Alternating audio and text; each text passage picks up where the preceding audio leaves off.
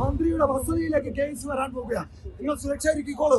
എത്ര കോട്ട കാറ്റിക്കൊണ്ട് നിങ്ങൾ കെട്ടിയാലും ആ കാറ്റിക്കോട്ടകളെ KSU പൊളിക്കാം. കേരളത്തിലെ മക്കൾക്ക് പഠിക്കാനുള്ള സൗകര്യമൊരുക്കാൻ സർക്കാർ തയ്യാറായില്ല എങ്കിൽ അതിശക്തമായിട്ടുള്ള പ്രതിഷേധങ്ങൾക്ക് സർക്കാരും മന്ത്രിയും ഉൾപ്പെടെ സാക്ഷ്യം വഹിക്കേണ്ടി വരുമെന്നുള്ള കാര്യത്തിൽ ഒരു സംശയം വേണ്ട. അങ്ങനെയൊന്നും ലാത്തിക്കൊണ്ട് കാട്ടിക്കൊണ്ടെന്നും കേരളത്തിലെ വിദ്യാർത്ഥി പ്രക്ഷോഭങ്ങളെ അടിച്ചമർത്താമെന്ന് നിങ്ങൾ കരുതണ്ട. ഇത് പോരാട്ടമാണ്. കേരളത്തിലെ പാവപ്പെട്ടവന്റെ മക്കൾക്ക് പഠിക്കാനുള്ള സൗകര്യങ്ങൾ ഇല്ലാണ്ടാക്കിയ ഗവൺമെന്റിനെതിരായിട്ടുള്ള നീതി തേടിയുള്ള KSUവിന്റെ പോരാട്ടമാണ്.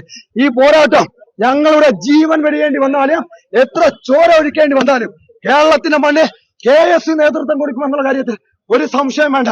എന്തിനാ മന്ത്രിക്ക് എന്തിനാ അന്യ സംസ്ഥാന വിദ്യാഭ്യാസ ലോബികളെ സഹായിക്കാൻ വേണ്ടി അന്യ സംസ്ഥാന വിദ്യാഭ്യാസ ലോബികളെ കാലത്തിൽ കാലോലിക്കുന്ന സമീപനമാണ് കേരളത്തിലെ ഉന്നത വിദ്യാഭ്യാസ മന്ത്രി സ്വീകരിക്കുന്നത്.